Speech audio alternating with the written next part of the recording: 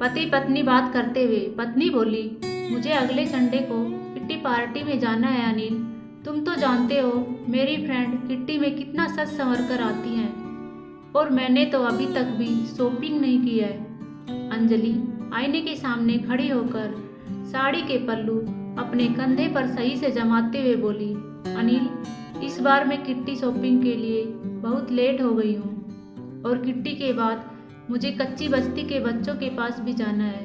वहाँ मैं कुछ न्यूज़पेपर वालों को भी बुलाऊंगी अगले दिन के न्यूज़पेपर में मेरी फ़ोटो के लिए। अब देखो ना अनिल, मिसेस सक्सेना ने तो वृद्धाश्रम जाकर मिठाई और कपड़े बांटकर अपनी पोस्ट कल ही फेसबुक पर डाल दी थी, और मिसेस शर्मा भी अनाथालय में गिफ्ट बांटती हुई अपनी फ़ोटो इंस्टाग्राम में डाली है। हर शुभ काम मेरे दिमाग में लेट ही आता है।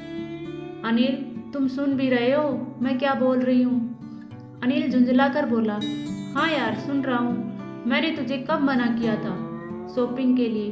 ड्राइवर को लेके चली जाती और तुम भी किसी आश्रम में दे आती जो तुम्हें देना है, और अपनी नेकी करती, तस्वीरें डाल देती फेसबुक और न्यूज़पेपर में। मुझे क्यों सुना रही हो? शर्ट का बटन लगाते हुए अनिल बोला, अब और कितनी देर लगाओगी तैयार होने में? मुझे आज ये अपने स्टाफ को बोनस बांटने भी जाना है। जल्दी करो मेरे पास टाइम नहीं है, कहकर रूम से बाहर निकल गया। अनिल तभी बाहर लॉन में बैठी माँ पर नजर पड़ी। कुछ सोचते हुए वापस रूम में आया। अंजलि हम शॉपिंग के लिए जा रहे हैं, क्या तुमने माँ से पूछा कि उसको भी कुछ चाहिए क्या? अंजलि बोली, नहीं, वैसे भी अब उनको इस उम्र में क्या चाहिए यार, 2 वक्त की रोटी और 2 जोड़ी कपड़े, इसमें पूछने वाली क्या बात है? वो बात नहीं है अंजलि, माँ पहली बार गर्मियों की छुट्टियों में हमारे घर रुकी हुई है, वरना तो हर बार गांव में ही रहती है, तो औपचारिकता के लिए ही पूछ लेती। अरे इतना ही माँ पर प्यार उमड़ रहा है तो तुम ही क्यों नहीं पूछ लेती अपनी माँ से? झल्लाकर चीखी थी अंजलि और कंधे पर बैग लटकाते हुए तेजी से बाहर निकल गई। अनिल माँ के पास जाकर बोला, माँ मैं और अंजलि उसकी शॉपिंग के लिए बाजार जा रहे हैं, आपको कुछ चाहिए तो? माँ बीच में ही बोल पड़ी, मुझे कुछ नहीं चाहिए बेटा। सोच लो माँ, अगर कुछ चाहिए तो बता दीजिए। अनिल के बहुत जोर देने पर माँ बोली, ठीक है तुम रुको, मैं लिख कर दे देती हूँ। तुम्हें और बहू को बहुत खरीदारी करनी है, कहीं भूल न जाओ, कहकर अनिल की माँ अपने कमरे में चली गई। कुछ देर बाद बाहर आई और लिस्ट अनिल को थमा दी। अनिल ड्राइविंग सीट पर बैठते हुए बोला, देखा अंजलि, माँ को भी कुछ चाहिए था पर बोल नहीं रही थी। मेरे जिद करने पर लिस्ट बना कर दी है। इंसान जब तक जिंदा रहता है रोटी और कपड़े के अलावा भी बहुत कुछ चाहिए होता है। अच्छा बाबा ठीक है, पर पहले मैं अपनी ज़रूरत की सारी सामान लूँगी, बाद में आप अपनी माँ का लिस्ट देखते रहना, कहकर कार से बाहर निकल गई। पूरी खरीदारी करने के बाद अंजलि बोली, अब मैं बहुत थक गई हूँ, मैं कार में एसी चलाकर बैठती हूँ, आप माँ जी का सामान देख लो।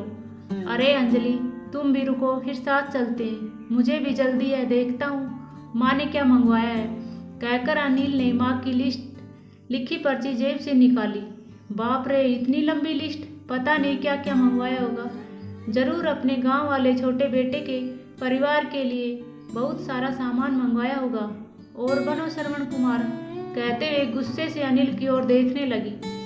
पर ये क्या, अनिल की आंखों में से आंसू और लिस्ट पकड़े हुए अनिल का हाथ सूखे पत्ते की तरह हिल रहा था, पूरा शरीर कांप रहा था। अंजलि बहुत घबरा गई। क्या हुआ, ऐसा क्या मांग ली है तुम्हारी माँ, कहकर अनिल के हाथ से पर्ची झपट ली। हैरान थी अंजलि भी, इतनी बड़ी पर्ची में बस चंद शब्द ही लिखे थे। पर्ची में लिखा था, अनिल मुझे तुमसे किसी भी अवसर पर कुछ नहीं चाहिए, फिर भी तुम जिद कर रहे हो तो, और तुम्हारे शहर की किसी दुकान में अगर मिल जाए तो फुर्सत के कुछ पल मेरे लिए लेते आना।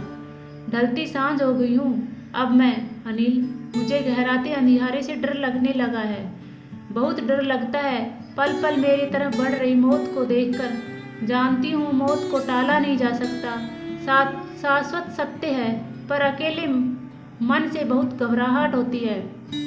अनिल, इसलिए बेटा जब तक तुम्हारे घर पर हूँ कुछ पल बैठा कर मेरे पास, कुछ देर के लिए ही सही, बांट लिया कर मेरे बुढ़ापे का अकेलापन। अपने साथ बिना दीप जलाए हुए रोशन हो जाऊंगी। मेरे जीवन की सांझ बेटा, कितने साल हो गए हैं बेटा तुझे स्पर्श ही नहीं किया है।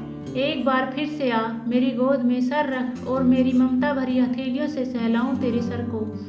एक बार फिर से इतराए मेरा हृदय, मेरे अपनों को करीब, बहुत करीब पाकर बेटा, और फिर मुस्कुरा कर मौत के गले लग जाऊं। क्या पता बेटा अगली गर्मी की छुट्टियों तक रहूं या न रहूं। पर्ची की आखिरी लाइन पढ़ते पढ़ते अंजलि भी रोने लगी थी। इसलिए अपने बूढ़े माँ बाप के लिए 2 पल जरूर निकाले और उनसे बैठकर बातें करें। उम्मीद करती हूँ दोस्तों कहानी पसंद आई होगी। कहानी पसंद आई तो लाइक और शेयर करना, और चैनल पर नए हैं तो सब्सक्राइब जरूर करना। धन्यवाद दोस्तों।